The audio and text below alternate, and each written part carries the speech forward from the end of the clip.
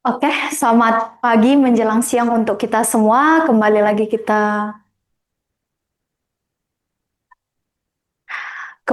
kita berjumpa di kelas online ya, di kelas pembahasan TO intensif yang TWK tes wawasan kebangsaan.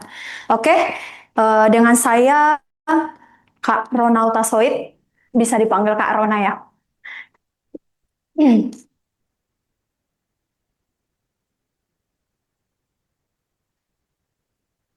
Oke,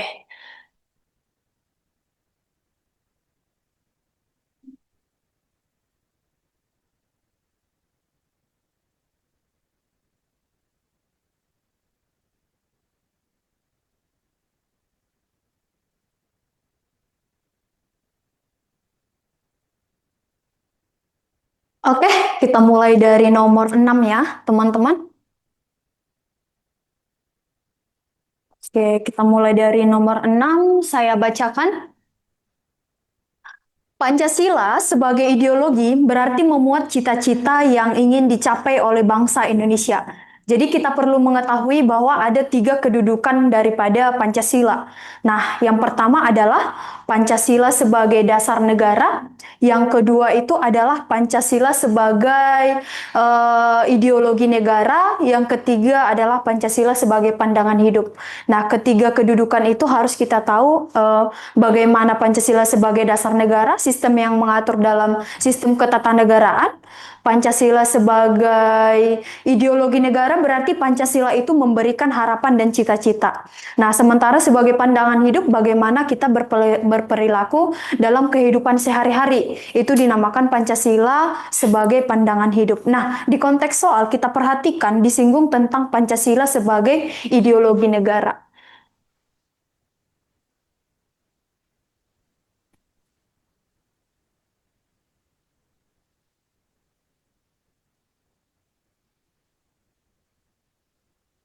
Nah, seperti yang saya katakan barusan, bahwa Pancasila sebagai ideologi negara, bahwasanya cita-cita dan harapan. Oke, bahwasanya Pancasila itu memberikan cita-cita dan harapan. Nah, misalnya cita-cita dan harapan yang ingin terwujud adalah pengakuan terhadap Tuhan Yang Maha Esa. Cita-cita dan harapan yang akan terwujud adalah melalui Pancasila ini adalah terciptanya masyarakat atau terwujudnya masyarakat yang adil dan makmur. Nah, itu adalah cita-cita dan harapan yang lekas akan diberikan oleh Pancasila. Nah, pertanyaannya di sini, aktualisasi Pancasila sebagai ideologi negara oleh warga negara. Oke teman-teman, aktualisasi Pancasila sebagai ideologi oleh warga negara dapat diwujudkan dalam bentuk. Nah, atau dengan bahasa sederhananya adalah bagaimana peran atau penerapan. Oke, bagaimana penerapan? Karena penerapan itu adalah aktualisasi. Oke, bagaimana aktualisasi oleh warga negara. Jadi kita harus memperhatikan konteksnya, apakah itu oleh warga negara atau masyarakat, seperti juga apakah di lingkungan sekolah atau di lingkungan masyarakat. Nah, di soal ditanyakan bagaimana penerapan atau aktualisasi oleh warga negara untuk mewujudkan cita-cita ini, untuk mewujudkan cita-cita dan harapan, karena yang disinggung adalah Pancasila sebagai ideologi negara. Nah, untuk mewujudkan cita-cita dan harapan yang akan diberikan oleh Pancasila sebagai ideologi negara, maka warga negara ini harus berpartisipasi aktif.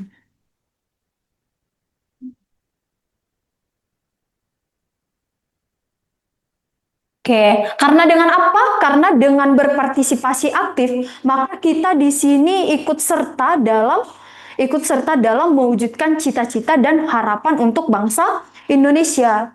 Nah, jadi kita harus sebagai warga negara itu harus berpartisipasi aktif ya teman-teman. Nah, kita temukan di konteks soal yang mana partisipasi aktif kita sebagai warga negara untuk mewujudkan cita-cita dan harapan tersebut. Yang jelas, kita berpartisipasi aktif dalam pembangunan dan peningkatan kualitas diri. Nah, karena dengan peningkatan kualitas diri serta aktif dalam pembangunan, itu berarti kita membantu Pancasila atau mewujudkan Pancasila sebagai ideologi negara dalam mewujudkan harapan dan cita-cita tadi. Nah, sementara di konteks yang lain itu adalah membuat aturan pemerintah, menyusun kurikulum pendidikan nasional bukan warga negara, mendukung program pemerintah yang membawa kebaikan pada diri dan keluarga. Sementara ini konteksnya adalah Pancasila sebagai ideologi negara, yang artinya kontribusinya lebih besar ke negara. Sementara di konteks D itu adalah diri dan keluarga.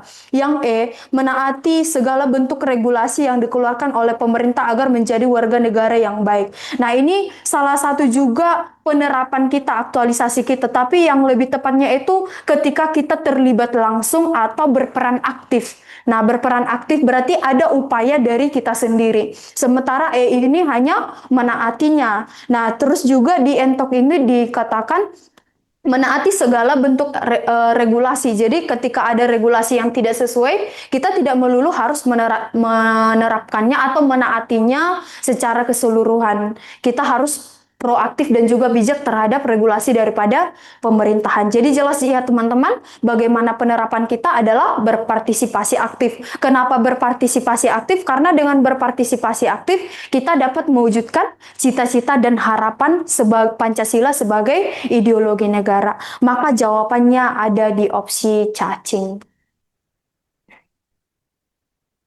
Oke, next ke soal nomor 7. Oke, soal nomor 7 tentang NKRI ya. Oke. Sewaktu menjadi Perdana Menteri, Syahrir pernah diculik oleh beberapa orang yang mewakili kelompok tertentu dengan tuduhan mendukung Belanda dan tidak tegas memperjuangkan kemerdekaan Indonesia. Itu berarti sebuah tuduhan ya. Nah, sebuah tuduhan atau sebuah informasi yang kita dapatkan, maka dia menuduh si Syahrir tersebut mendukung Belanda dan tidak tegas memperjuangkan kemerdekaan Indonesia. Ini hanya sebuah tuduhan. Nah, artinya informasi itu belum jelas. Nah, makanya dia menuduh atau tuduhan. Hal ini menunjukkan ancaman terhadap kedaulatan negara berasal dari dalam. Jelas, kalau misalnya ada informasi yang tidak benar atau informasi yang belum kita verifikasi, tapi kita sudah menangkapnya secara matang-matang, itu menjadi ancaman. Nah, kita sebagai generasi muda atau generasi penerus bangsa itu perlu untuk melihat bagaimana kebenaran dari sebuah informasi. Atau misalnya kita mendengar seseorang itu begini, nah kita harus memverifikasinya atau memastikannya atau klarifikasikannya. Itu adalah tindakan bela negara yang benar. Nah, terus di sini dikatakan langkah preventif paling efektif agar hal serupa tidak terjadi lagi pada dewasa ini adalah, jadi ada dua langkah yang boleh kita lakukan dalam pencegahan masalah sosial. Yang pertama itu adalah langkah preventif. Yang pertama itu adalah langkah preventif. Yang kedua itu disebut dengan langkah represif. Oke, kalau dikatakan dengan langkah preventif, ini adalah sebuah pencegahan awal. Ya, nah, next kita perhatikan lanjut nomor 7. Hal ini menunjukkan ancaman terhadap kedaulatan negara. Tadi sudah saya singgung langkah preventif dan langkah represif. Nah, di mana langkah preventif ini adalah boleh dikenal sebagai pencegahan awal. Oke. Pencegahan awal. Pencegahan awal atau sebelum masalah terjadi. Oke, itu yang dikatakan dengan preventif, pencegahan awal atau sebelum. Sedangkan langkah represif itu adalah pencegahan sesudah masalah atau konflik. Oke, pencegahan sesudah masalah atau konflik terjadi. Jadi dibedakan antara pencegahan awal dan juga pencegahan sesudah. Berarti kalau pencegahan awal itu sebelum masalah datang harus sudah kita antisipasi gitu ya. Oke, nomor 7 kita lanjut. Tadi pencegahan preventif, pencegahan awal atau pencegahan sebelum. Nah, sedangkan langkah represif adalah pencegahan sesudah. Oke, kita kembali ke konteks soal. Langkah preventif paling efektif agar hal serupa tidak terjadi lagi pada dewasa ini adalah dengan apa? Di langkah preventif. Oke, di langkah preventif ya, ditekankan di langkah preventif. Oke, kita lihat kalau A sudah jelas salah karena A tersebut adalah langkah represif. Karena kan menangkap pelaku, berarti pelakunya sudah ada. Oke, yang kedua, bersikap curiga kepada siapapun. Oke, tidak benar ya. Jelas salah karena apa? Karena kita nggak boleh bersikap curiga kepada siapapun. Kalau misalnya mereka memang ada informasi seperti itu, sesuatu itu ada yang kita tangkap, maka kita boleh klarifikasi, bukan berarti kita harus curiga kepada siapapun. Oke, cacing memeriksa informasi dengan baik sebelum mengonsumsinya. Bisa jadi ya teman-teman, bisa jadi cacing memeriksa informasi dengan baik sebelum mengonsumsinya. Dodol, berhati-hati dalam menyebarkan pemberitaan dan mengutamakan kejujuran. Nah, sementara ini kan konteksnya kita dalam menyebarkan pemberitaan. Konteks soalnya ada sebuah informasi tuduhan. Nah, ada sebuah informasi kita menuduh, bukan berarti kita yang menyebarkan berita. Maka konteks dodol itu bukan termasuk ke dalam konteks soal, ya kan? Nah, coba entok meningkatkan kecerdasan literasi. Kecerdasan literasi dan mendahulukan kepentingan umum. Nah, mendahulukan kecerdasan literasi dan mendahulukan kepentingan umum. Oke, boleh. Boleh antara B dan E. Teman-teman jawabannya apa? Coba antara antara C dan E. C dan E ya. Karena memeriksa informasi dengan baik. Nah, yang menjadi langkah preventif di sini ada pada opsi entok, pencegahan awal. Nah, kenapa Kak? Kenapa bukan C? Nah, C itu memeriksa informasi dengan baik sebelum mengonsumsinya. Berarti teman-teman, informasinya sudah ada dong. Memeriksa informasi dengan baik sebelum mengonsumsinya. Berarti informasinya sudah ada. Bukan termasuk ke dalam langkah preventif yang paling tepat. Nah, sementara di E, baik sudah ada informasinya atau belum ada, kita sudah siap siaga dalam kecerdasan literasi. Nah, sewaktu-waktu ada informasi atau belum ada, kita harus mempersiapkan ini teman-teman, kecerdasan literasi. Jadi ketika sudah ada informasi, maka kita tidak akan canggung dalam melihat informasi ini, dalam memverifikasi informasi ini. Maka jawabannya kita harus meningkatkan kecerdasan literasi.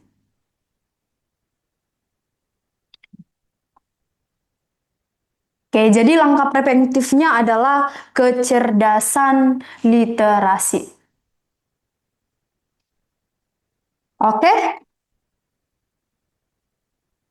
jawabannya ada di entok. Lanjut ke nomor 8. Oke, nomor 8 tentang Pancasila. Indonesia tidak menutup peluang untuk menjalin hubungan diplomatik dengan negara lain dalam berbagai bidang karena selaras dengan amanat Pancasila, yakni, oke, kita bahas sekilas tentang Pancasila sebagai ideologi terbuka.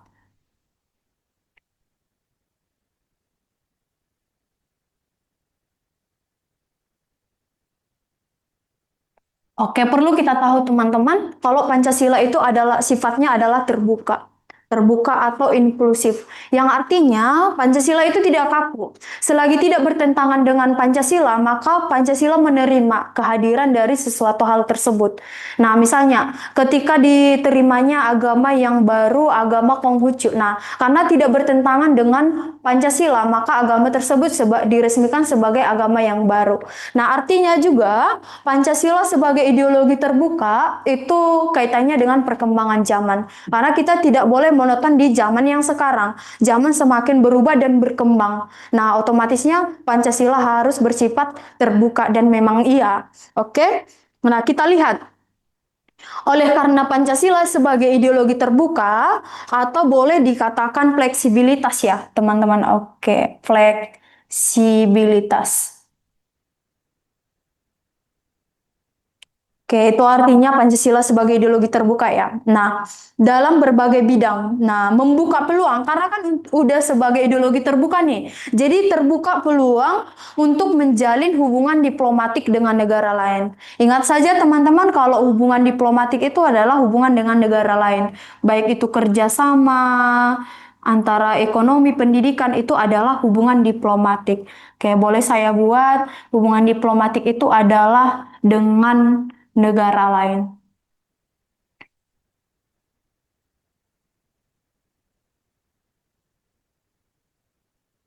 Ya. Nah, maka kita lihat di soal berbagai bidang karena selaras dengan amalat Pancasila yakni mana yang selaras dengan Pancasila sebagai ideologi terbuka dalam hubungan diplomatik dengan negara lain. Udah jelas ya teman-teman jawabannya? Coba ayam mengembangkan sikap tidak semena-mena terhadap orang lain.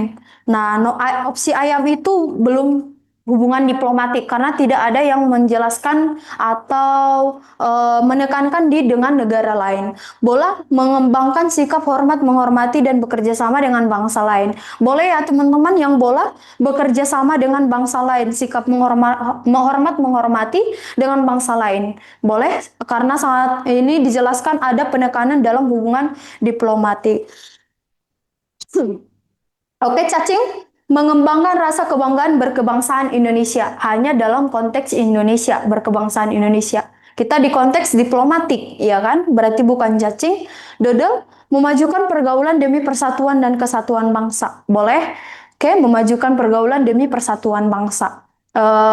Ini diplomatik atau hanya cakupan negara Indonesia saja? Nah, bukan diplomatik ya, karena tidak melibatkan negara lain. Oke, gemar melakukan aksi kemanusiaan. Aksi kemanusiaan penerapan dari sila Pancasila yang kedua itu masih dalam lingkup negara kita, aksi kemanusiaan, ya kan? Nah, maka hubungan diplomatik dengan negara lain ditandai dengan opsi bola.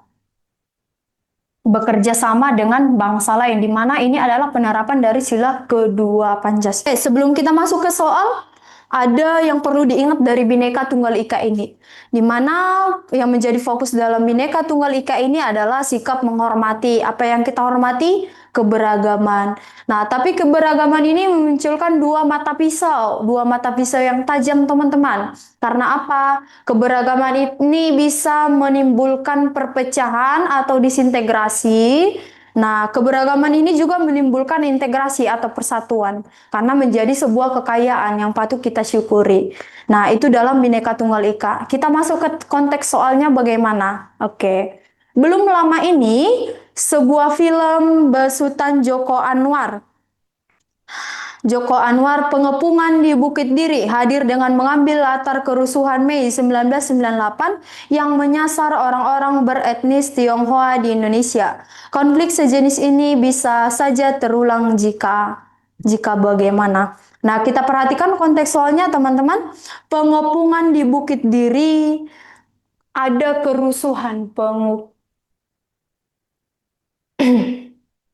pengepungan di Bukit Diri.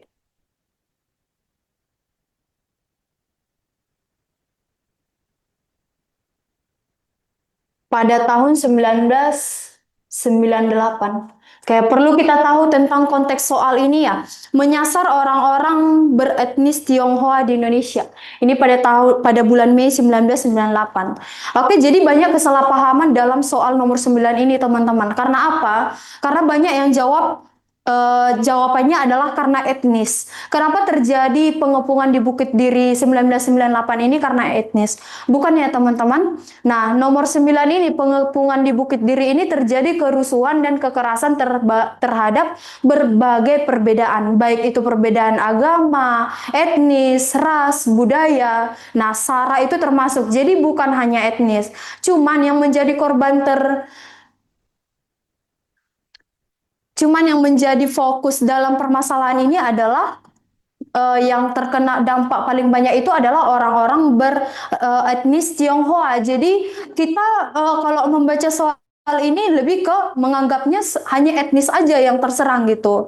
Nah, rupanya enggak. Yang dalam kasus ini adalah, yang dalam cerita ini adalah membesar-besarkan perbedaan dalam masyarakat tersebut. Perbedaan apa? Perbedaan agama, ras, budaya, suku, adat istiadat, sehingga terjadi kerusuhan ataupun kekerasan. Jadi bukan karena hanya etnis ya, teman-teman. Nah, bukan hanya karena etnis. Itu yang saya tekankan dalam cerita pengepungan di Bukit Diri ini. Nah, jadi kalau misalnya konflik sejenis ini bisa saja terulang, maka yang terjadi adalah jelas-jelas tadi saya bilang dalam kasus ini adalah membesar-besarkan perbedaan. Maka jawabannya di dodol. Nah, selain karena dodol membesar-besarkan masalah, nah dalam Bhinneka Tunggal Ika itu kita kenal ada 4 prinsip ya. Nah, ada 4 prinsip Bhinneka Tunggal Ika.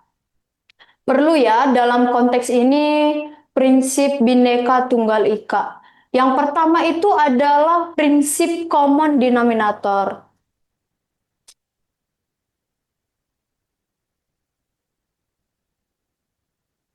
Oke, arti dari prinsip common denominator itu adalah menemukan hal umum atau menemukan persamaan. Misal nih, kita adalah orang-orang yang beragam agama. Nah, kita punya cara beribadah yang berbeda-beda. Ya kan, teman-teman?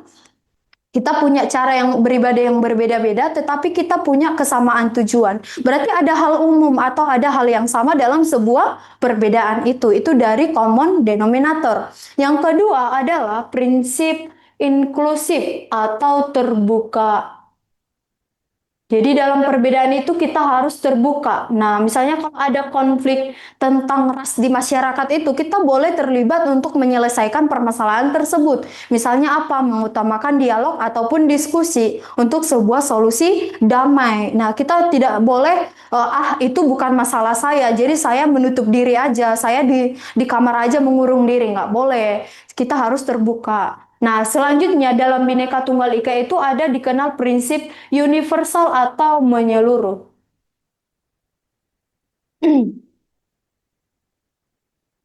Arti dari universal atau menyeluruh ini adalah bahwa seluruh lapisan masyarakat, baik siapapun itu, dia kelas atas, kelas bawah, kelas menengah harus menerapkan prinsip Bhinneka Tunggal Ika. Untuk apa? Untuk persatuan yang tadi. Yang selanjutnya adalah prinsip konvergen. Di mana prinsip konvergen ini adalah tidak menjadikan perbedaan sebagai masalah.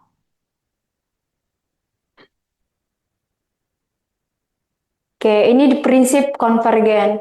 Tidak menjadikan perbedaan itu sebagai masalah. Atau boleh juga diartikan prinsip konvergen itu adalah menganggap perbedaan sebagai hal yang wajar. Jadi kita anggap saja perbedaan yang dimiliki oleh bangsa Indonesia adalah hal yang wajar. Nah, jadi yang jelas dari 4 prinsip ini, mana prinsip yang dilanggar oleh pengepungan di Bukit Diri tersebut pada tahun 1998? Yang jelas adalah mereka membesar-besarkan perbedaan hingga menjadi sebuah masalah. Maka mereka melanggar yang namanya prinsip konvergen. Maka jawabannya ada di opsi dodol.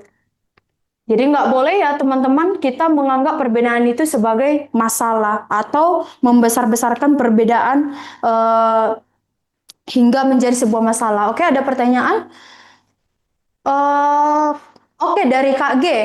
Kalau masuk soal SKD gini tapi nggak nonton filmnya gimana Kak? Nah, harusnya sih kita sudah menonton berbagai kerusuhan-kerusuhan karena perbedaan etnis, karena kan itu menjadi hal yang sangat penting dalam wawasan kebangsaan.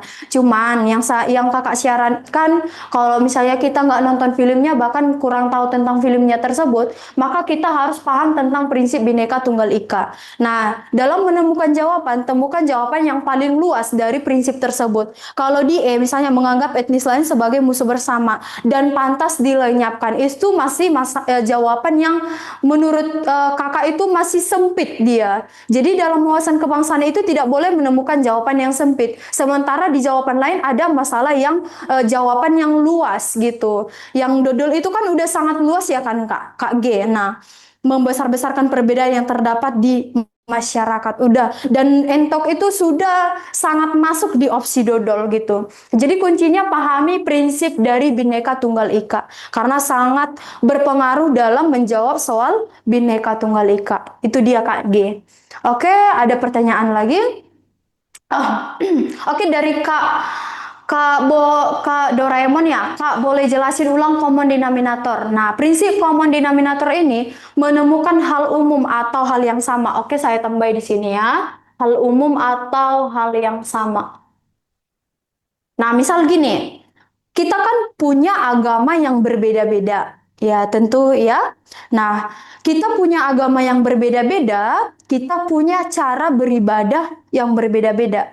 Nah, secara kan agama dan kepercayaan sesuai dengan menjalankan ibadah sesuai dengan agama dan kepercayaan kita masing-masing. Jadi punya cara beribadah yang berbeda-beda. Tapi kita punya kesamaan, teman-teman. Kesamaan dalam tujuan. Tujuannya apa? Tujuannya untuk mengakui keberadaan Tuhan yang Maha Esa sesuai dengan sila yang pertama. Jadi itu penerapan dari prinsip apa? Itu adalah penerapan dari prinsip common denominator karena menemukan hal yang sama dalam perbedaan. Jadi konteks common denominator ini Kak Doraemon itu adalah bagaimana kita selalu menemukan kesamaan dalam perbedaan itu. Jadi jangan kita menganggap kalau perbedaannya semuanya berbeda. Nah, itu dia. Jadi kalau dalam konteks common denominator ini, hal yang sama ini, pokoknya dalam perbedaan itu ada kesamaan. Kalau menurut kakak, kesamaan itu adalah kesamaan tujuan. Karena apa? Keberagaman etnis, budaya, apa tujuan kita? Tujuan kita untuk persatuan. Bukan untuk memegahkan kebudayaan sendiri. Bukan untuk etnosentrisme, bukan untuk primordialisme kan? Nah, itu adalah prinsip common denominator. Jadi gini, dalam Bhinneka Tunggal Ika, kalau kita menerapkan prinsip yang pertama ini, common denominator ini, berarti kita menganggap kita sama dengan orang lain. Karena apa? Kita mempunyai tujuan yang sama. Walaupun berbeda-beda cara untuk memperoleh atau mencapai tujuan tersebut. Itu common denominator. Oke? Mengerti atau paham Kak Doraemon? Oke Kak Noy, kalau yang A Kak, kalau yang A. Oke, kita baca A. Nomor 9. Seluruh rakyat Indonesia bersikap tenggang rasa dan tepas selera. Kalau dikatakan, nah, kalau A itu seluruh rakyat Indonesia bersikap tenggang rasa dan bertepas selera. Ini cara yang kita lakukan supaya masalah pengepungan seperti pengepungan ini tidak terjadi. Ini cara yang A ini Kak Noi. Cara kita supaya masalah itu tidak terjadi lagi. Nah, sementara soal dari nomor 9, konflik ini bisa terjadi jika bagaimana? Jika konflik ini terjadi gitu. Nah, bukan apa cara yang bisa kita lakukan supaya konflik ini terjadi. Nah, bukan seperti itu masalah soal daripada nomor 9. Tapi masalah pengepungan ini bisa terjadi kalau terjadi lagi kasus perbedaan tersebut, membesar-besarkan perbedaan gitu Kak Noy. Tapi kalau ditanya apa caranya supaya masalah itu tidak terjadi, maka kita boleh jawab ayam. Begitu Kak Noy. Oke. Oh iya Kak, thank you sama-sama Kak. Oke, di saya. Oke, kita lanjut ke nomor 10. Oke, nomor 10 Undang-Undang Dasar Negara Republik Indonesia 1945. Amandemen terhadap Undang-Undang Dasar Negara Republik Indonesia 1945 adalah sesuatu yang lumrah dan telah terjadi sebanyak 4 kali. Jika MPR akan melakukan amandemen kembali, hal yang seharusnya diperhatikan adalah perlu diingat ya sekilas teman-teman ada 4 kali amandemen pada tahun 2000 pada tahun 1999, amandemen pertama, amandemen kedua pada tahun 2000, amandemen ketiga pada tahun 2001, amandemen keempat pada tahun 2002. Tujuan dari amandemen itu apa? Tujuan dari amandemen itu adalah untuk penyempurnaan daripada undang-undang sendiri, undang-undang dasar ya. Nah, jadi perlu diperhatikan dalam amandemen itu ada yang perlu diperhatikan atau tidak bisa diubah. Oke, kita perhatikan yang tidak bisa diubah adalah yang tidak bisa diubah yang pertama itu adalah bentuk negara. Yang kedua adalah sistem pemerintahan. Nah, atau sistem pemerintahan kita adalah sistem presidensial. Nah, sistem presidensial ini harus dipertegas supaya apa? Memperkokoh NKRI. Apalagi yang tidak bisa diubah. Nah, bentuk negara, sistem presidensial harus dipertegas, pembukaan Undang-Undang Dasar 1945 dan lain sebagainya. Itu yang tidak bisa diubah. Nah, jika MPR, nah sewaktu-waktu MPR akan melakukan perubahan nih, amandemen terhadap Undang-Undang Dasar 1945. Maka apa yang harus diperhatikan? Dari opsi A dan sampai dengan opsi E. Yang perlu diperhatikan adalah yang perlu diperhatikan adalah apa teman-teman? Yang perlu diperhatikan adalah ini yang kakak tulis di papan tulis. Nah, bentuk negara, sistem presidensial, dan juga pembukaan. Maka jawabannya ada di opsi bola. Sistem presidensial harus dipertegas karena di ayam itu udah jelas salah. Ayam bentuk negara boleh diubah, tidak boleh. Usul perubahan harus diajukan oleh minimal 1/3, bukan 2/3. MPR dapat melakukan perubahan pada pembukaan jika diperlukan. Nggak boleh ya. Oke, harus diperhatikan juga. Ento Presiden berwenang mengusulkan perubahan Undang-Undang Dasar 1945. Salah. Oke, harus MPR. Oke, itu dia jawabannya. Oke, ada pertanyaan nomor 10? Oke, kalau tidak ada, kita lanjut ke nomor 11.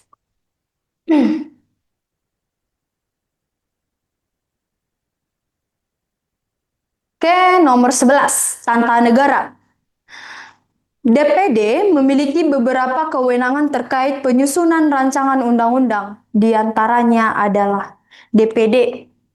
Oke, DPD adalah Dewan Perwakilan Daerah, memiliki beberapa kewenangan. Oke, kalau kita perhatikan DPD itu apa fungsinya atau kewenangannya? Untuk memenuhi keterwakilan atau aspirasi daerah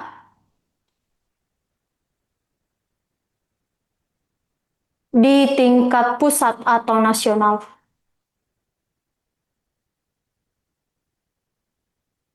Oke, jadi ini adalah kewenangan daripada si DPD. Memenuhi keterwakilan atau aspirasi daerah di tingkat pusat atau nasional. Jangan terbalik ya, teman-teman semua.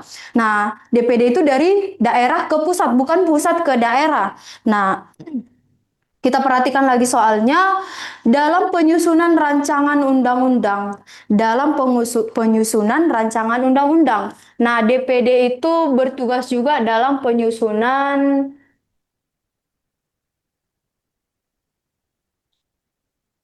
rancangan undang-undang. Oke, rancangan undang-undang yang bagaimana kalau DPD teman-teman? Yang berhubungan dengan pajak, pendidikan, agama, atau otonomi daerah. Nah, jelas-jelas jawabannya tentang otonomi daerah ya teman-teman. Karena apa? Karena dia di lingkup DPD. Kalau di DPR atau yang lain sebagainya di tingkat nasional, boleh tentang pajak, pendidikan, dan agama ya. Karena ini konteksnya DPD atau daerah, maka dia tentang otonomi daerah atau kebutuhan yang bersifat daerah dari daerah. Nah, diaspirasikan atau diserahkan kepada tingkat pusat atau nasional. Maka jawabannya jelas ya di ayam. Oke, nomor 12. Nomor 12 tentang integritas. Nomor 12 tentang integritas. Untuk nomor 11 jelas tadi? Untuk nomor 11 jelas tadi? Oke, kalau sudah jelas, kalau sudah jelas kita lanjut ke soal nomor 12 tentang integritas. Bapak Kejaksaan Republik Indonesia Suprapto pernah meminta anaknya yang bernama Susanto untuk meminta maaf dan mengganti rugi kerusakan yang disebabkan oleh ketidaksengajaan Susanto dan kawan-kawannya kepada seorang tukang becak ketika mereka sedang bermain bola. Perilaku yang sesuai sebagai aktualisasi nilai integritas berdasarkan cerita tersebut adalah, nah, dalam cerita ini udah pasti teman-teman tahu lah ya, kalau ceritanya seorang bapak yang mengatakan kepada anaknya supaya meminta maaf kepada seorang tukang becak karena anaknya ini tidak sengaja dengan teman-temannya sedang bermain bola, rupanya si tukang becak kena. Nah, berarti si bapak itu perilaku integritasnya bagaimana? Yang jelas perilaku integritas dari si bapak itu adalah adil. Dia punya sikap adil. Nah, kenapa dia adil? Dia tetap menyuruh anaknya untuk meminta maaf kepada si tukang becak, tidak memihak anaknya dan tidak memihak tukang becak, tetap menyalahkan anaknya karena dengan menyuruhnya untuk minta maaf. Jadi adil ya, teman-teman. Nah, yang mana konteks adil dari opsi A sampai opsi E? Yang mana konteks adil dari opsi A sampai opsi D? Yang konteks adil ada di pernyataan dodol. Berpihak kepada kebenaran walaupun dihadapkan dengan pilihan sulit. Oke. Berpihak kepada kebenaran. Kalau integritas sudah sangat umum ya. Nah, jadi bapak si anak tersebut adalah sudah adil. Oke ya. Nah, maka jawabannya ada di opsi dodol. Oke, kita lanjut ke soal nomor 13.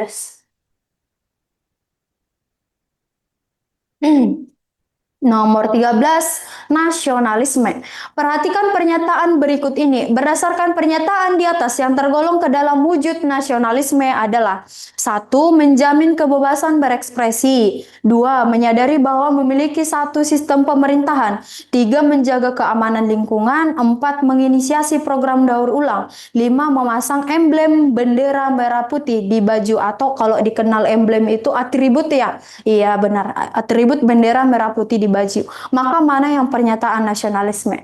Oke, dalam nasionalisme apa yang perlu kita ingat atau kita pelajari atau kita pahami segala macam lah di situ. Oke, yang perlu adalah kalau di Bhinneka Tunggal Ika itu ada prinsip Bhinneka Tunggal Ika, dalam nasionalisme itu ada prinsip nasionalisme. Ada berapa prinsip nasionalisme teman-teman? Ada 5 ya. Yang pertama itu adalah prinsip unity. Prinsip unity ini adalah prinsip kesatuan. Oke, artinya kita satu dalam wilayah. Oke, kita satu dalam sistem pemerintahan. Kesatuan dalam apa lagi? Kita satu dalam ideologi. Oke, dan lain sebagainya dalam prinsip kesatuan. Nah, ini prinsip yang pertama. Prinsip yang kedua adalah prinsip liberty atau kebebasan. Prinsip liberty atau kebebasan ini adalah prinsip kebebasan atau boleh dikatakan freedom ya. Prinsip liberty atau freedom. Prinsip kebebasan dalam apa? Dalam hal berpendapat atau bersuara. Makanya tidak selamanya demonstrasi itu sebagai hal yang salah, teman-teman. Demonstrasi itu juga dikategorikan sebagai nasionalisme dalam prinsip liberty atau kebebasan. Karena apa? Berpendapat, kebebasan dalam berserikat ataupun berkumpul. Ini prinsip yang kedua. Oke, prinsip yang ketiga. Yang ketiga dikenal dengan prinsip equality. Nah, kalau yang bercita-cita menjadi seorang anak hukum ini harus tahu prinsip equality. Prinsip equality artinya kesetaraan atau kesamaan. Nah, biasanya saat kapan kita setara atau sama? Pada saat di mata hukum atau dalam hukum. Hukum itu melihat kita sama ataupun setara. Itu prinsip equality. Yang keempat, prinsip personality. Personality ataupun identitas. atau identity ya. Jadi kita punya identitas yang harus kita setiai dan kita cintai. Misalnya bendera merah putih, segala yang berbentuk identitas. Nah, yang terakhir adalah prinsip achievement. Prinsip achievement ini adalah prinsip pencapaian atau prestasi. Misalnya kita membawa harum nama bangsa Indonesia di kancah internasional. Itu adalah nasionalisme karena apa? Prinsip achievement ataupun pencapaian. Jadi kita perhatikan dalam konteks soal yang mana nasionalisme. Nasionalisme ada di pernyataan satu ya, menjamin kebebasan berekspresi. Prinsip liberty atau freedom. Yang nomor dua, menyadari bahwa memiliki satu sistem pemerintahan. Prinsip unity ya, berarti satu dua ikut. Tiga, apakah masuk ke dalam prinsip? Tidak masuk. Itu adalah bela negara, menjaga keamanan lingkungan. Yang nomor empat, menginisiasi program daur ulang, tidak masuk ya ke dalam nasionalisme karena itu adalah bela negara, cinta tanah air. Nomor 5, memasang atribut bendera merah putih, masuk ke prinsip, masuk di identity ataupun identitas. Maka jelas jawaban dari nasionalisme ada di opsi cacing 1, 2, dan 5. Oke, next. Nomor 14, bela negara. Kasus pemindaian retina terhadap negara yang mencuat belakangan ini menjadi ancaman serius karena hasilnya yang berupa pola yang unik itu dapat disalahgunakan oleh pihak yang tidak bertanggung jawab. Menyikapi ancaman itu, sikap seorang warga negara semestinya. Jadi kasus pemindaian terhadap retina. Retina ini kan kasus pemeriksaan mata.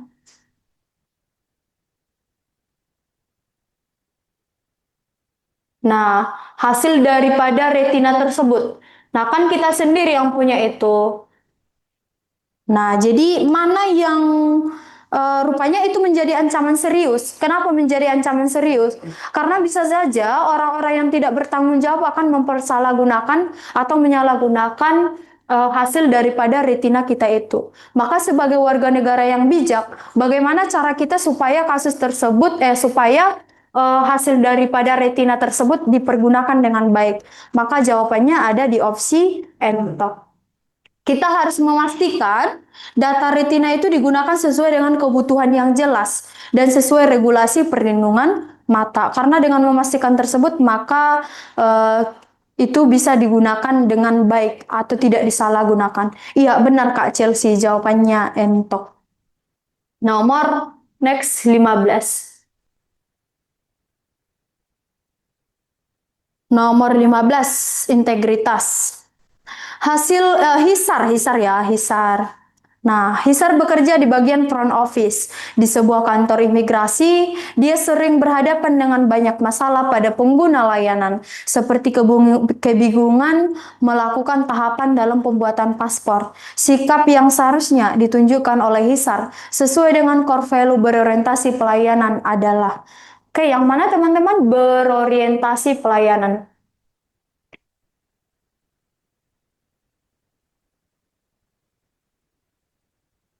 Oke, dalam konteks berorientasi pelayanan, maka kita harus melayani dengan ramah, ya kan? Oke, selain ramah, cekatan. Selain cekatan, solutif. Tidak bertele-tele, ya kan? Namanya melayani dengan baik, ya kan? Nah, selain ramah, harus memahami kebutuhan masyarakat.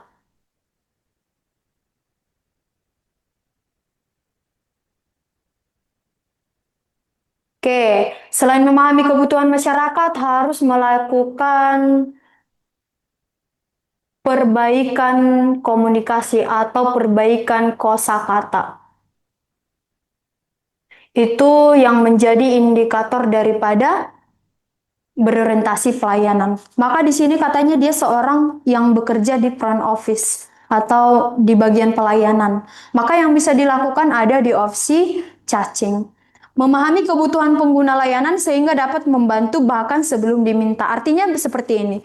Jika kita bekerja di front office, di bagian pelayanan, maka ketika ada orang yang datang ke institusi atau instansi kita, maka kita tanyakan apa keperluannya dan apa yang bisa dibantu. Nah, kalau bola itu kenapa salah, Kak? Membantu pengguna layanan yang bertanya kepadanya dengan penuh kesopanan. Kan bisa juga, Kak, melayani. Nah, bisa juga, cuman dia konteksnya hanya yang bertanya kepadanya. Jadi ketika ada orang yang tidak bertanya kepadanya, merasa kebingungan atau segala pun hal-hal yang ingin dilakukan di instansi itu, dia tidak akan menjawabnya kalau orang itu belum bertanya. Padahal di opsi C itu sudah dikatakan baik diminta ataupun tidak. Maka kita yang menanyakan apa keperluan apa dan juga apa yang bisa dibantu. Seperti itu, teman-teman. Kalau D, menghadirkan solusi untuk mengantisipasi masalah yang sama terjadi berulang kali.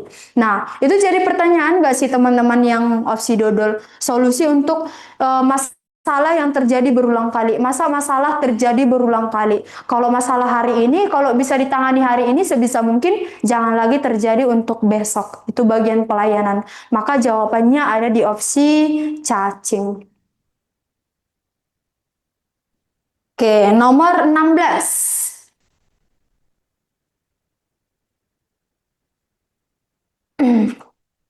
Oke, nomor 16. Berdasarkan perwujudan perilaku di atas yang tergolong ke dalam asas tertib penyelenggara negara adalah. Nah, seperti yang kita ketahui, ada berapa asas penyelenggara negara? Ada 7 asas penyelenggara negara.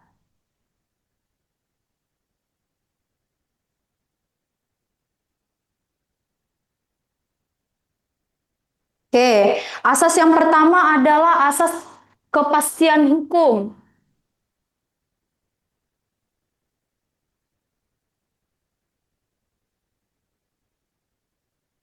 Yang kedua asas apa? Yang kedua adalah asas tertib penyelenggara negara. Yang ketiga adalah asas keterbukaan. Yang keempat adalah asas proporsionalitas.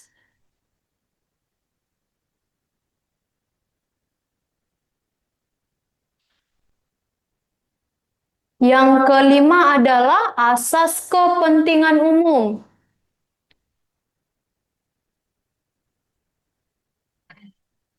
Yang keenam adalah asas profesionalitas.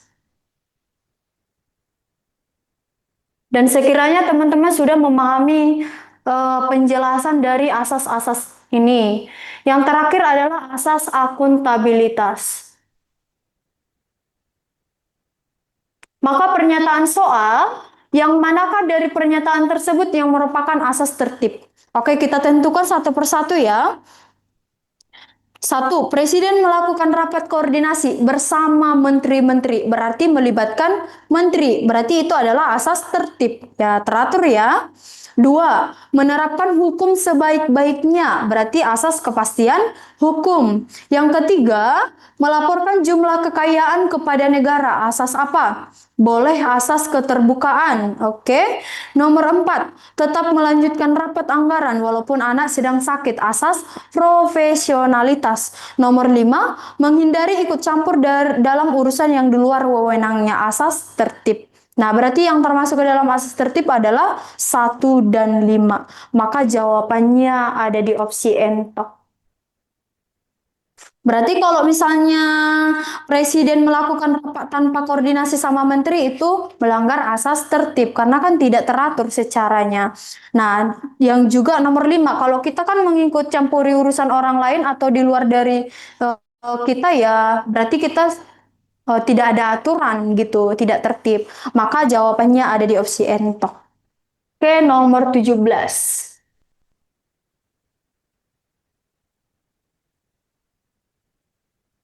Nomor 17. Ada pertanyaan untuk nomor 16? Oke, kita tunggu ya. Ada pertanyaan? Kalau tidak ada, kita lanjut ke nomor 17. Perhatikan pernyataan berikut. Berdasarkan pernyataan di atas, Berdasarkan pernyataan di atas, pelanggaran butir sila kelima suka menghargai hasil karya orang lain yang bermanfaat bagi kemajuan dan kesejahteraan bersama. Oke, adalah yang mana butir pengamalannya. Seperti itu teman-teman.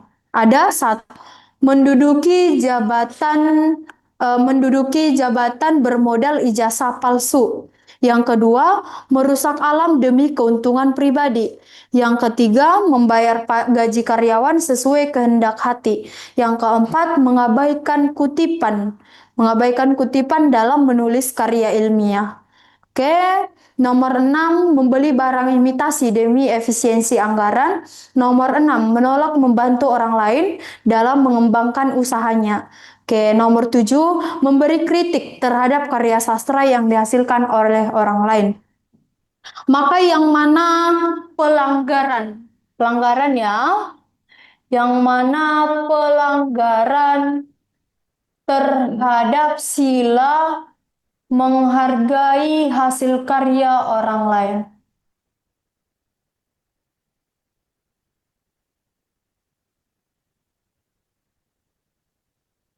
Oke, yang mana teman-teman? Ada jawaban?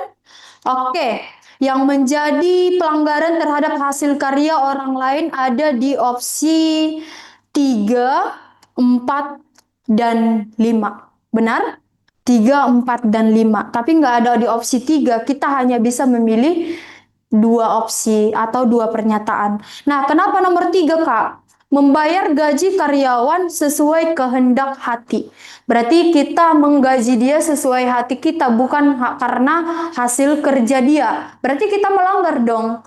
Masa dia kerja sudah sesuai dengan prosedurnya, sesuai dengan jamnya, tapi kita menggajinya sesuai dengan kehendak hati kita, baik itu kurang atau berlebih kita gaji, itu sudah tidak menghargai hasil karya orang lain atau hasil kerja. Nah, nomor 4, mengabaikan kutipan dalam menulis karya ilmiah. Jelas, ini adalah salah satu pelanggaran dari Oke, sebentar ya Kak G, kita baca dulu nomor 4, mengabaikan kutipan dalam menulis karya ilmiah. Nah, jadi kita kalau misalnya ada karya ilmiah seseorang, kita ingin mencantumkannya di dalam karya kita lagi, kita harus membuat sebuah kutipan. Kutipan itu kita ambil nama dari yang kita ambil itu. Karena kita mengambil dari situ, itu menghargai. Kalau tidak mengutip atau tidak membuat kutipan dari mana kita ambil, maka itu kita tidak menghargai hasil karya orang lain. Sama aja dengan meniru atau menceplaknya. Oke? Nomor 5, membeli barang imitasi demi efisiensi anggaran, barang tiruan. Berarti salah, tidak menghargai. Nah, kebetulan di sini tidak ada opsi 4 dan 5. Nah, maka jawaban yang paling tepat adalah 3 dan 4. Oke, kita baca pertanyaan dari Kak G. Maksud soalnya gimana Kak? Sila kelima tapi ada kutipan. Nah, maksudnya pelanggaran butir sila kelima, kan ada 45 butir pengamalan Pancasila. Nah, butir pengamalan sila kelima itu ada 11 indikator atau 11 butir. Nah, salah satu dari butir pengamalan sila kelima adalah suka menghargai hasil karya orang lain. Begitu. Oke, sila pertama ada butirnya, sila kedua ada butirnya, sila ketiga ada butirnya, sila keempat ada butirnya, sila kelima ada butirnya. Dan salah satu butir dari sila kelima itu adalah suka menghargai hasil karya orang lain. Dan itu adalah pengamalan Pancasila dari sila kelima. Maka di konteks soal, yang mana pelanggaran butir sila kelima atas butir ini suka menghargai hasil karya orang lain? Maka jawabannya ada di opsi 3 dan 4. Oke Kak G, jelas Kak G? Jawabannya tadi adalah cacing. Oke, oke Kak Doraemon, opsi 6 dan 7 gimana Kak? 6 dan 7.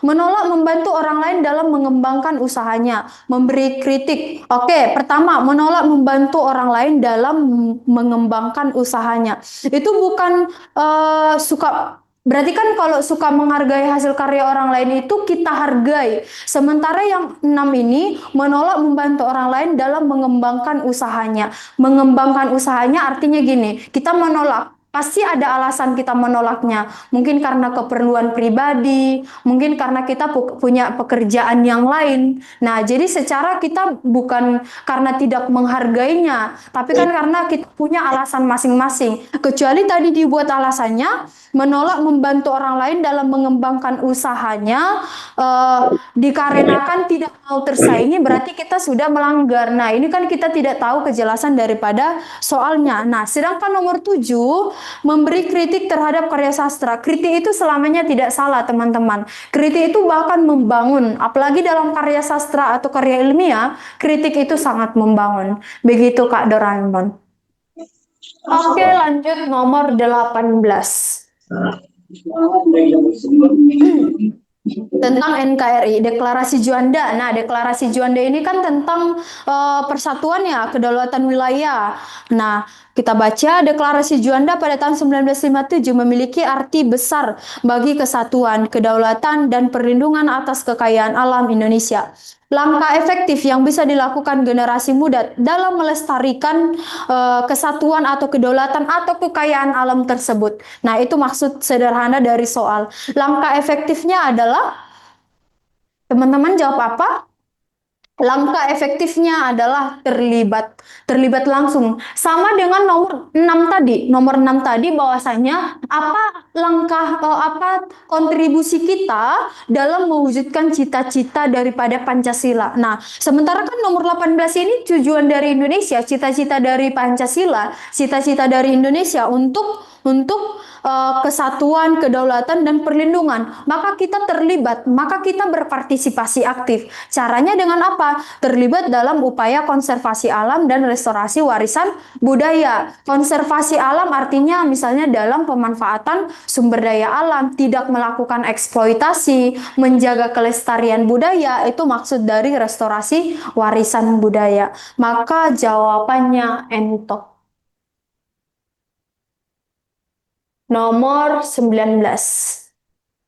Bhinneka Tunggal Ika. Konsep kosmopolitanisme. Kosmopolitanisme ini adalah konsep keberagaman ya, makanya berujuk dia ke Bhinneka Tunggal Ika, walaupun berbeda-beda tetap satu, yakni masyarakat yang berpikiran terbuka dan menerima berbagai perbedaan. Hal itu dapat dicapai dengan cara. Untuk mencapai pemikiran yang terbuka ini bagaimana? Untuk mencapai pemikiran yang terbuka.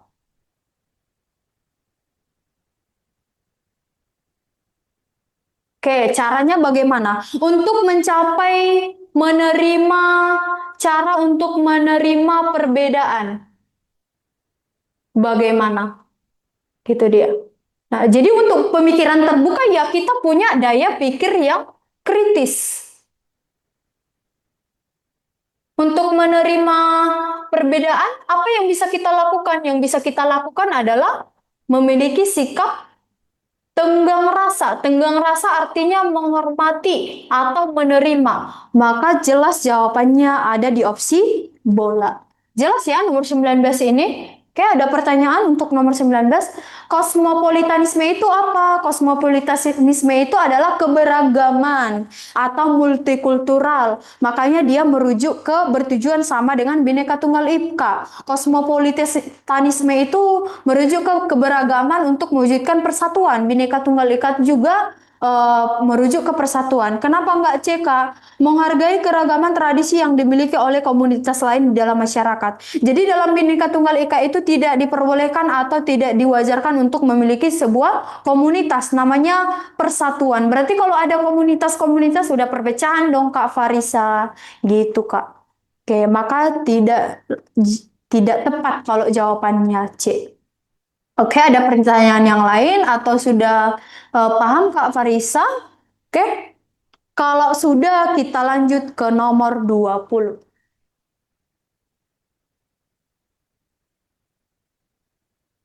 Oke, nomor 20 Undang-Undang. Konstitusi mengamanatkan agar setiap orang berhak untuk bebas dari penyiksaan dan perlakuan yang merendahkan derajat martabat manusia dan berhak memperoleh suaka politik dari negara lain. Sikap berikut yang tidak bertentangan dengan amanat konstitusi itu adalah yang tidak bertentangan artinya tidak menjadi masalah atau diperbolehkan. tidak bertentangan atau diperbolehkan. Oke, kita lihat dari opsi ayam. Ayam itu bertentangan tidak? Iya, bertentangan karena menggunakan senjata tumpul terhadap seseorang berpotensi mengganggu ketertiban. Ya, kalau aparat kepolisian jangan menggunakan senjata, cukup digunakan senjata untuk perang, ya kan? Angkat senjata bela negara. Oke, B, seorang nenek dipukuli, jelas bertentangan ya. Cacing, kuli kontra pada Belanda yang membangkang dipukuli oleh tuan kebun. Oke, demonstran yang diserangi gas air mata. Oke, boleh ya. Maka yang tidak bertentangan itu adalah jawabannya dodol. Iya, benar Kak Bang Rasya. Bang Rasya ganteng, ya kan? Oke, jadi gas air mata itu masih diperbolehkan. Dan itu adalah hal yang dilakukan oleh polisi ketika ada demonstran untuk menjaga keamanan atau menghentikan demonstran tersebut. Oke? Nomor 21. Kita lanjut ke nomor 2.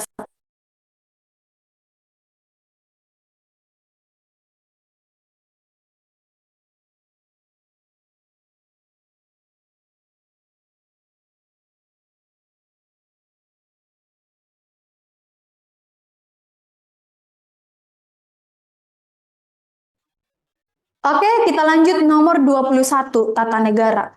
Sebagai kepala negara, presiden berhak untuk mengangkat duta dan menerima penempatan duta dari negara lain. Pernyataan yang sesuai berhubungan dengan kewenangan itu adalah, ayo, teman-teman jawab apa? Jadi presiden mengangkat duta dan konsul. Oke, presiden berhak untuk mengangkat duta dan menerima penempatan duta dari negara lain. Presiden, jadi konteksnya adalah presiden mengangkat duta. Oke. Konteks yang kedua adalah presiden menerima penempatan duta dari negara lain. Ya kan? Nah, jadi yang perlu diperhatikan di sini adalah ketika presiden mengangkat duta dan presiden menerima penempatan dari duta dari negara lain, maka memperhatikan pertimbangan siapa? Pertimbangan DPR. Bukan persetujuan ya, melainkan pertimbangan. Beda pertimbangan, beda persetujuan. Itu dia. Jadi, mana pernyataan yang benar? Pernyataan yang benar itu ada di opsi ayam. Coba kita baca, dalam hal mengangkat duta, Presiden memperhatikan pertimbangan DPR. Maka jawabannya ayam. Kenapa bola salah, Kak? Karena pengangkatan duta dan konsulat. Jadi konsulat itu tidak perlu memperhatikan pertimbangan DPR, hanya duta saja. Yang cacing kenapa salah, Kak? Cacing salah karena persetujuan DPR. Harusnya pertimbangan. Oke, Dodol kenapa salah, Kak? Pertimbangan DPR, bukan pertimbangan MPR. Ento kenapa salah, Kak? Persetujuan DPR. Yang benar adalah pertimbangan, maka yang tepat itu adalah di ayam. Oke, benar, Kak Chelsea. Terima kasih. Oke, nomor 22. Perhatikan pernyataan berikut ini. Berdasarkan pernyataan di atas, berdasarkan pernyataan di atas, pelanggaran yang dapat membuat presiden dan wakil presiden diberhentikan oleh MPR. Tahu ya siklusnya atau prosesnya atau prosedur dari pemberhentian presiden. Siapa yang mengusulkan pemberhentian presiden? Yang mengusulkan pemberhentian presiden adalah DPR. DPR kepada siapa? Kepada MK, Mahkamah Konstitusi. Dan Mahkamah Konstitusi yang akan memutuskan presiden itu diberhentikan atau tidak. Nah, keputusan hanya di MK. MK itu hanya memutuskan, yang memberhentikan tetap MPR, ya kan? Oke Kak G, konsulat berarti nggak perlu pertimbangan DPR Kak, langsung iya betul. Oke, nggak perlu pertimbangan DPR. Sama halnya dengan menteri. Menteri juga kan nggak perlu pertimbangan DPR. Langsung diangkat saja, benar Kak G. Oke. Apa alasan ketika presiden dan wakil presiden itu diberhentikan? Ada 7 pernyataan nih teman-teman. Yang pertama, lalai melaksanakan tugas dan tanggung jawab. Dua, tidak pandai berkomunikasi dengan baik. Tiga, berkhianat terhadap negara. Empat, terlibat korupsi, kolusi, dan nepotisme. Tidak lulus dari program eh, Strata satu. 6. Menerbitkan perpu tanpa persetujuan DPR. 7. Pernah menerima kewarganegaraan lain. Oke, apa jawabannya teman-teman? Nomor 22? Udah jelas A, Kak. Iya, nomor 21 udah jelas A. Oke, benar. Nomor 22 mana yang pelanggaran? Pelanggaran berarti udah berat lah ya, maka dia diberhentikan. Oke, nomor satu apakah ikut? Tidak ya, lalai melaksanakan tanggung jawab. Siapa yang tidak pernah lalai melaksanakan tanggung jawab? Kita itu manusia yang tidak sempurna. Dan lalai itu menurut kakak masalah yang masih ringan. Ya kali lalai dikit diberhentikan langsung. Hancurlah negara ini ya kan? Iya, benar. Nomor dua, tidak pandai berkomunikasi dengan baik. Tidak pandai berkomunikasi dengan baik itu bukan standar untuk diberhentikan, bukan sesuatu yang langsung diberhentikan gitu ya kan. Nah, nomor tiga, berkhianat terhadap negara, jelas. Empat, terlibat KKN, jelas. Nomor lima, tidak lulus dari program satu strata satu. Nah, ini kan persyaratan, bukan ketika sudah presiden diberhentikan gitu maksudnya. Menerbitkan perpu tanpa ada sanksi. Oke, nomor 7, pernah menerima kewarganegaraan lain. Iya, benar, karena presiden itu harus warga negara Indonesia asli. Maka jawabannya iya, benar Kak Gebi ada di opsi dodol. Oke, teman-teman, kita lanjut ke nomor 23. Nomor 23. Seorang yang berintegritas harus mengedepankan etos kerja dalam melaksanakan aktivitasnya sehari-hari. Hal itu diwujudkan dalam bentuk apa? Etos kerja. Nilai etos kerja apa saja? Oke, nilai etos kerja terdiri dari mandiri, apalagi kerja keras, apalagi sederhana. Iya, benar. Kayak mandiri, kerja keras, dan sederhana. Nah, maka mana yang termasuk ke dalam mandiri, kerja keras, sederhana? Jelas-jelas bola salah karena tanggung jawab. Cacing salah karena membela kebenaran, berarti adil ya. Melaksanakan perintah pimpinan seefektif mungkin, disiplin. Entok bekerja dengan sederhana karena upaya yang kecil, bukan ke dalam integritas ya, karena upaya yang kecil. Maka jawabannya ayam. Ayam itu masuk di mana Kak? Ayam itu masuk di kerja keras, boleh juga mandiri karena menginisiasi perubahan, boleh juga berinovasi di kerja keras. Nah, dia masuk boleh ngambil dua dari etos kerja.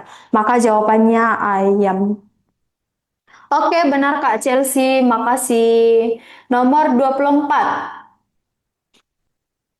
Kecintaan dan kehormatan terhadap bangsa dan negara dapat diwujudkan dalam berbagai domain. Salah satunya adalah lingkungan kerja. Aktualisasi yang sesuai, nasionalisme dalam lingkungan kerja. Oke, nasionalisme dalam lingkungan kerja dari pernyataan ayam sampai entok. Dari opsi A sampai opsi E, menjaga hubungan baik dengan atasan dan jajaran pimpinan. Boleh ya? Boleh. Mengedepankan demokrasi dalam pembagian tugas di lingkungan kerja. Boleh. Memakai setiap batik Jumat sebagai bentuk ketaatan pada pimpinan. Boleh dikatakan belum ya, belum nasionalisme ya. Karena apa? Karena dia memakai batik hanya bentuk ketaatannya pada pimpinan. Kalau nasionalisme itu harus dari hati nurani. Dodol, membantu rekan kerja yang memerlukan tanpa memandang latar belakang etnis. Boleh ayam, boleh bola, boleh dodol. Nah, ketiga tersebut sudah bersatu di dalam Ento. Kenapa Kak? Berkontribusi mewujudkan ekosistem kerja yang merdeka. Merdeka artinya menjaga hubungan baik, mengedepankan demokrasi, membantu rekan kerja yang tanpa memerlukan latar belakang etnis itu sudah berkeadilan. Maka dia lingkupannya sudah umum di jawabannya Entok. Oke, paham ya teman-teman nomor 24. Oke, next nomor 25.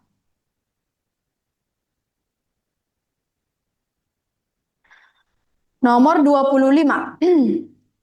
Harga emas melonjak naik belakangan ini. Berbagai masalah yang terjadi di dunia menjadi pemicunya, mulai dari perang seni Amerika-Cina hingga konflik Israel-Palestina. Hal ini diperparah dengan bayang-bayang resesi, maka strategi efektif yang dilakukan masyarakat untuk menghadapinya adalah ketika harga emas melonjak, bahasa sederhana yang kita gunakan adalah kita harus melakukan investasi. Investasi terhadap berbagai aset. Supaya apa? Supaya kita tidak tergantung dengan emas. Maka dia jawabannya di E. Melakukan diversifikasi portofolio ataupun sama dengan investasi. Oke teman-teman, sudah 20 berapa soal? Ada nomor 6 sampai nomor 25. Ada 5 soal lagi 26 sampai 30. Berhubung waktu kita tinggal 5 menit lagi teman-teman. Dari 5 soal tersebut mana yang perlu kita bahas teman-teman? Dari 5 soal tersebut. Dari 5 soal tersebut mana yang perlu kita bahas berhubung waktu kita sudah mau habis. Oke. Atau kita bahas sekilas.